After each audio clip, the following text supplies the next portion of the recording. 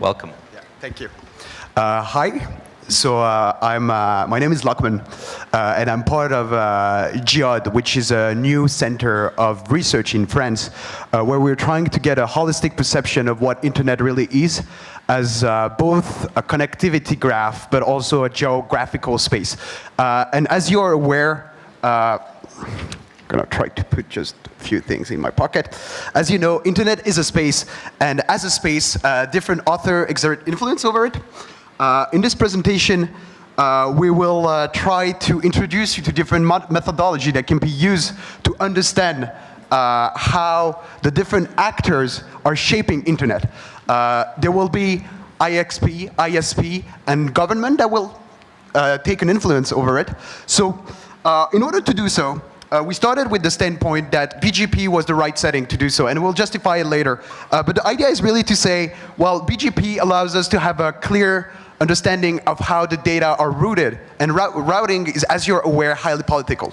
You're going to route with ASS that you're close to. So this presentation will decompose in 3 parts. I will take care of the representation side as I'm a technical, the technical side of this work, and then my colleague will talk about the geographical and the borderizing part of this presentation. So let's start with the basis. I think it's probably not going to be very interesting to you, but I just want to be sure that we're on the same page. As you know, BGP is the Border Gateway Protocol. It's a policy-based routing protocol, and it's relatively simple. But configuration can get complicated because there are many actors that are going to interact with each other, and they have the power to misconfigure the whole internet. And this is something we've already seen in practice throughout the years. So misconfiguration can propagate, and they can have a huge impact on the connectivity. And therefore, each configuration is important. So in order to represent BGP, we start with the AS level graph. So AS or autonomous system, they're usually distinct, there are distinct region of administrative control. They are managed by a single institution that can be either a service provider, a company, university, and depending on the institution, they will aim at a certain role, and this is something that you can witness through the hierarchy of autonomous system. Because you will have large tier 1 provider whose role is to connect a nation to the backbone of internet. You have medium-sized regional provider who are aiming at connecting, at kind of being gateway for smaller part of the country to connect to the rest of the network. And then you have the small network, which are usually the customers. And depending on where you lie in the hierarchy, you will have different aims. The reason why we decided to go for BGP and an AS level graph is because interaction between autonomous system might not be shared, but you need to have a coordination in order to route the information. So in some way, you will give more information that you necessarily, you would usually give. So BGP is one of the rare places where the actor net need to be transparent to a certain scale. So we use, in order to do so, we use RIPE tools. So we use BGP stream to get BGP update from several open BGP feeds. I think there are currently 35 BGP feeds. We use around 25 of them. And we end up having a JSON file where we have the information about the collector, the message, the peer, the time, and so on. And then we transform this into something that is more useful to us, which is the augmented version of this JSON file, where we have the short path, which tells us which ISS the traffic has gone through. The geopath, which tells us the country it has crossed throughout this throughout its route. The name of the different ASs, the risk, which is a value that we infer using several methodology, and basically tells you how unexpected this road is compared to what we have seen so far. And then the previous path and active path, which we are not using in this context. So we end up having a BGP AS level graph snapshot, where each AS path reveals existence of link in between ASs. Means that there is traffic that is going through those two ASs. This allows us to infer the AS topology. And as you are probably aware, this infer topology is never complete, because there will be some part of the information that we end up having in the dumps that will be filtered throughout the the routing, and therefore we only have a partial view, and that's why we add more and more feed. As the more feed we have, the better is our perception, but then it's a trade-off, because we also lose computation time and so on. So it takes us around 1 hour to get an almost full graph view, which ends up looking like this. So as you can see, we have a network that is heavily structured around the United States, which represent more or less half of the graph. We see different zones of influence that are naturally coming through. So we have Brazil, we have Australia, we have Russia and Ukraine, Poland, and then we have the network of the US Department of Defense, which is completely outside, which makes sense to a certain extent, because they are really trying to have their own connectivity. But what is interesting about this is that we use a certain algorithm, which is called Force Atlas, which tells us that two ASS that are close to each other in the graph are going to share common connectivity. So we see that Russia and the United States are on the opposite spectrum of the graph, which tells us that they don't necessarily share as much connectivity as we could have expected.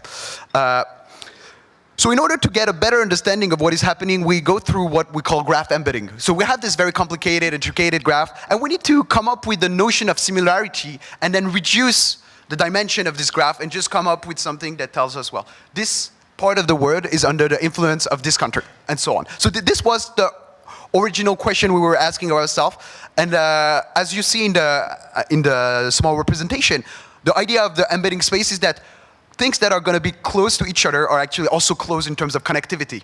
So it allows us to just simplify. Instead of understanding the very complicated graph we had beforehand, we're just going to go for an easier graph. And this question is actually a fundamental question, and I think that this is something we have seen throughout this day. Representing information is something very challenging, and requires usually some more fundamental approach. For example, there are graphs that can be very interesting, but if you don't represent them the right way, you're not going to come up with any interesting information. And this is where representation theory is very important. And I'm not going to go too much into the details, because it's a bit more technical. But what I really want to put an emphasis on is the fact that when we look at this Swiss roll, we see that depending on how you unroll it, you're going to either have something that is meaningful or something that is not. And it's really about how you unroll things. And this is something that is very important when you're trying to have visualization that makes sense. Whoops. So finally, what we did is we did a spectral embedding on the previous graph you saw. So this is another algorithm of representation which does basically the same thing. And this allows us to see the zones of influence. So we see that one color on the right-hand plot, one color corresponds to a zone of influence. So you will have, for example, the US, which is going to be, the majority of the graph is going to be under the influence of the US. And then you will have a few other islands. You will have Iran, you will have Ukraine and Russia that are connected, you will have Brazil. And this tells us how the connectivity between those between those elements is intertwined, or it's not. And in this case, you see that there is some area of influence that appears naturally. So I will give the microphone to my colleague that will that will explain from now on. Thank you. So the other thing we do with graphs and collection of data from BGP streams is that we question the relationship between the flows of data and the geography in a geopolitical way. So we use the methodology of the French School of Geopolitics, with its basic definition being the study of power struggles on territories. So we studied data transit through a topological space created by autonomous systems interconnected. So the notion of territory, of course, raises important questions in geography, for starters, but in geopolitics, it specifically questions the relationship between power struggles and the way the network operates. So we question two things. First, the influence of the geopolitical context on the network path. And second, how can the IS graph help us understand the power struggles on territories? and of course to what extent RIPE tools and RIPE data can help us do that. So we look at the post-Soviet region at different scales to try that. And first we look at the what we might call a regional connectivity landscape, which is basically a graph such as my colleague showed you, but focused only on post-Soviet states.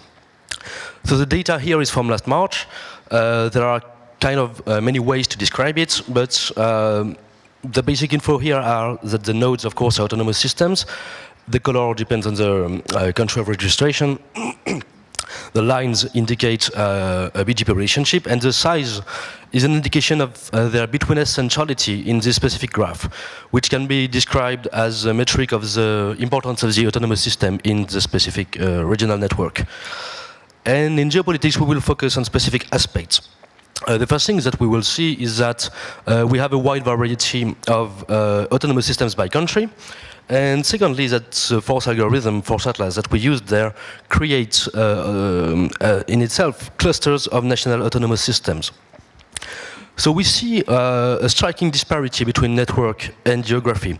We see, of course, Russia here as a major stakeholder, but still not exactly central in the region, whereas in geography it is more or less the case. We see United States as having two autonomous systems connecting between Ukraine and Russia. We see small networks of countries more or less far from the network, such as Belarus, which is something we would not have necessarily expected.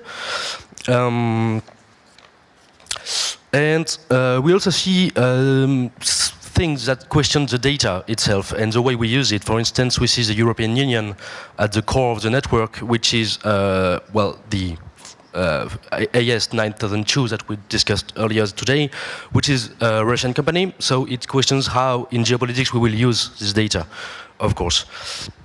And so we want to understand the disparity between geopolitics behind it.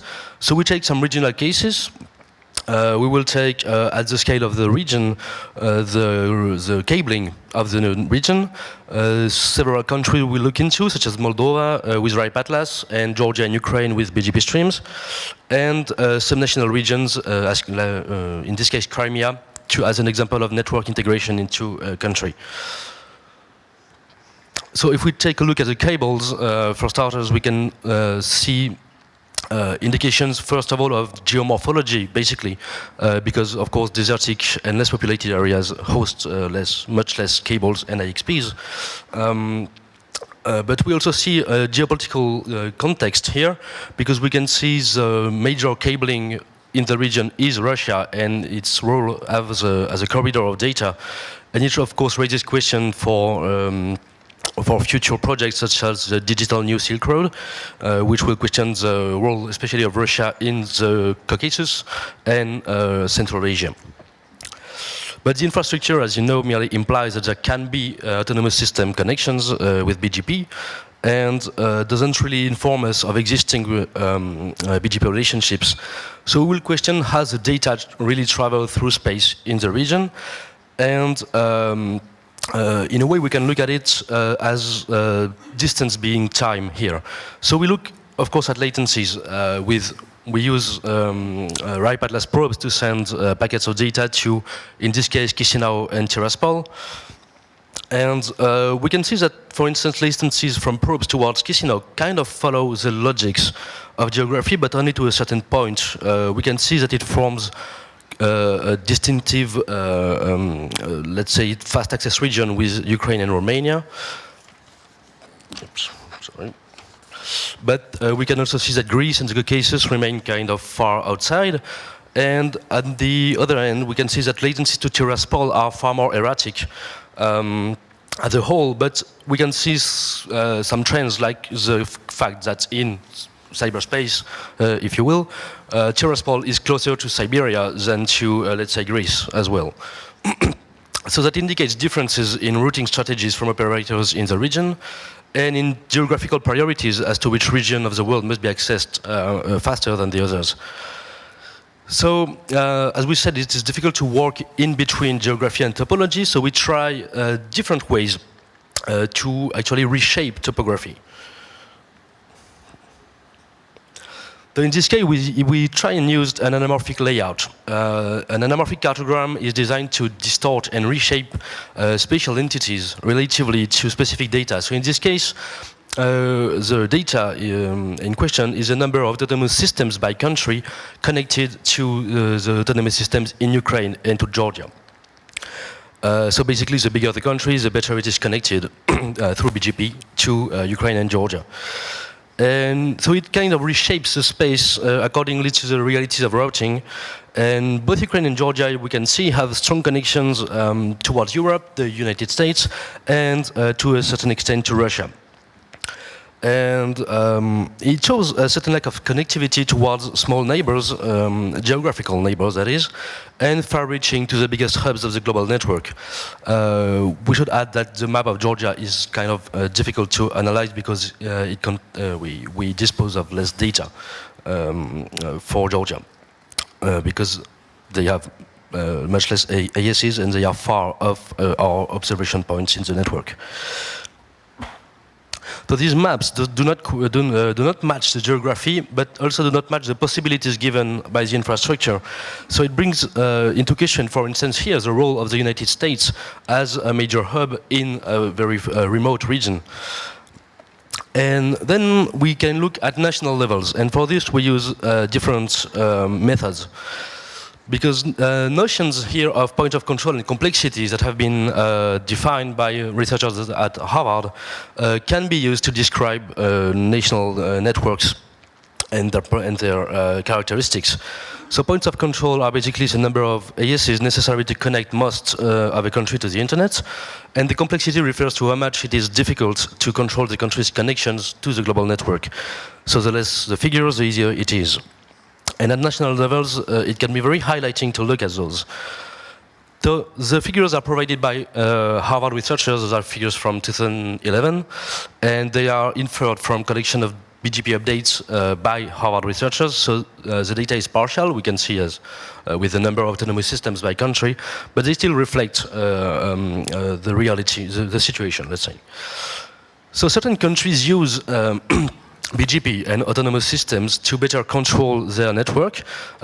We were at Minog last week, and in the Middle East, for instance, the complexity of most countries has been declining. But in the region here, we can see that complexity is mostly high, and this reflects a very high number of autonomous systems per capita, especially in Russia and Ukraine, as well as in Armenia. And Russia has been showing, for instance, recently, wishes to enhance its sovereignty over its cyberspace, which could be done through BGP, but as you can see, could be quite complicated. On the opposite side, certain countries develop a diversity of access, such as Georgia in the region, with the opening of the cable in 2008 towards Bulgaria, which allowed them to increase their connectivity and resilience. And finally, at a subnational region scale, we can see that the evolution of the BGP graph shows geopolitical changes at smaller scales.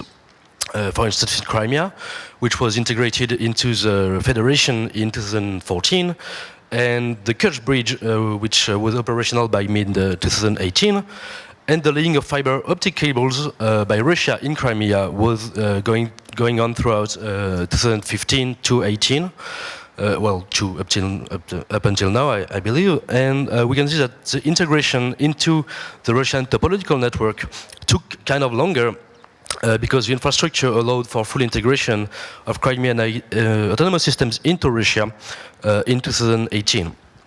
So as a conclusion, we see that routing and politics are deeply tied, and that we need to create satisfying representation taking into account this entanglement. And geography, geopolitics, and cartography actually help us better understand the functioning of the internet, which is often seen as an ether, sometimes distinct even from geography and people, but of course quite the opposite. It is subject to political issue at each and every scale. And most of the time, political focuses on the internet question the influence or the censorship of contents. Sometimes study cables, but those are not the only political issues, as we try to show. And the data we find can lead to visualizations, maps, geopolitical analysis that constitute, we believe, efficient tools to better understand how the internet is shaped, operated, and working. And also to add the necessity for multidisciplinary research, because we are at a stage where internet is not often considered as a geographical space, and people tend to divide those two perceptions, and we need to come up with ways of connecting those two and get a better understanding of how real-world interaction can fully influence the connectivity of a country and so on. And this is something that the community has to do globally by admitting that this is part of a requirement, and it can both improve the routing and the cybersecurity. So it's something that is definitely needed right now. And finally, there is always the need for other and better data set. It's something that is pretty commonly said, but in this context, it's really needed because as we have seen, there are some flaws that remain, such as the standardized addresses of autonomous system, the registry that was mentioned earlier this morning. This would allow us to have a better understanding of what is happening, and therefore would help us in improving it by developing adaptive strategy of routing and so on. So yeah, I guess that's all we had to say. If you have any question, do not hesitate. Большое спасибо. Thank you very much, Louis, and thank you very much, Lokman.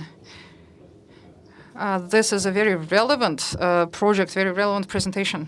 Same presentation. I have a question. You touched the politics. So how do you feel what country, region politics are main threat now for global routing, global stable internet? Is it United States, European Union, or maybe ex-USSR even? Thank you. Можно представиться? I'm researcher for the law, Armen Stepanyan. Thank you. Fantastisch. Does this one work? Yeah. So this is a pretty complicated question, as you probably know. I would say that at this point, it's not really possible to say who is dangerous or who is harmful. But what we can say is that we observe some strategy, and those strategies tend to have certain effect. And for example, when we mention complexity, we're kind of giving some tools to analyze the word. But as a researcher, our job is not really necessarily to say harmful. It's more to observe and analyze. And I don't know whether you have anything to add on this question. Yeah. Спасибо. Тяжелая артиллерия сейчас уже прискакала. First of all, thank you for the slides. They were really great. I have two questions. First, in some of the middle of your presentation, there was a slide where you showed the ground map of cables. I wonder about the source of this data. This one. Yes. Yeah, I was also wondering. Interesting. So the sources are ITU data sets. So they give us access to the different cables that are going through, but it's not a holistic data set. And we are actually looking for better data set, which would allow us to have a better understanding of what is happening, but those data are ITU. I see. Thank you. And another question is, so you showed a wonderful, beautiful geographical maps. Do you have implementation in the open source? Not yet, but we are planning to. We're actually planning to publish some papers and then also provide the different tools we used for people that are interested in applying those in their own situation. But yeah, we are working on this. Okay, thank you very much. Thank you for your work. Спасибо. Пожалуйста. Hello, my name is Lenya. I'm an Internet histories researcher. Thank you for your presentation. And I have a question to you. There is a huge and sustainable idea that the internet have an utopia of being global. But in Russia, we saw some local internets sometimes they are in cities like Tomsk, where we had a city local network. Sometimes it's about the web, like RuNet, TATNet, BashNet, or some others. How do you think can we make a research using your methods to think about was internet ever global or local? Yes, well, that is a very interesting question. Actually, it is kind of the core of what we try to do, especially at our research center, is to try and understand the geography of the internet. And of just saying geopolitics of the internet implies that the internet is not global, really. But there are so many layers that allow us to think of the internet as a space that it's kind of hard to answer the question. Of course, in several ways. For instance, the network of the Department of Defense is kind of interesting because it's very far from all other networks, but it remains located in the United States, and we have many ways to try and understand the relationship between those. The RuNet as well is a good example because it has been presented as a part very specific of the internet. What we have seen in countries, of course Russia, but especially more even in Ukraine, in Georgia, in some countries of Central Asia, is that RuNet is something with borders that are moving constantly. And the fact, I don't have the figures, but I think recently Google was over-indexed at some point in Russia in terms of searches, or I'm not sure, actually, no, but it's rising. Okay, never higher, sorry. So, but even Facebook, well, let's say Western platforms are improving in Russia, and Russia has sometimes tried to put back those platforms into the territory. And those changes, which are quite new, like the fact that those platforms have to host data of Russian citizens on the Russian territory, is, for instance, something that was not to be expected before. So we try to understand all those things, and to put them together is quite hard to have this kind of global approach, but that's what we're trying to do piece by piece, and I hope that answers the question. If I might just add a point, we are also actually working on this more practically, because we are actually coming up with a new methodology which would allow us to understand more precisely the interaction between countries in terms of the BGP connectivity, something that is lacking currently, because there are no real platform or tool to really say this country and this country are interacting that much. So this is one of the projects we have, and we will also publish. That's why I actually invite you to go through our website, because there will be, it's still a new structure, but there will be many publications in this year, and we will try to answer some of those questions, which are questions that are very interesting to us. Прекрасно, спасибо. Спасибо. И у меня еще есть один вопрос, вполне риторический, возможно. Thank you very much. This is excellent. I have a rhetoric question. A rhetoric question from me. Do you intend to continue this project? Do you want to make updates of this project at RIPE, ENOG, MINOG, Central Asian events? Do you want to return to us with updates of the project? Please say we. Say we. We? Yes, of course. Thank you, and applaudissements. Thank you so much.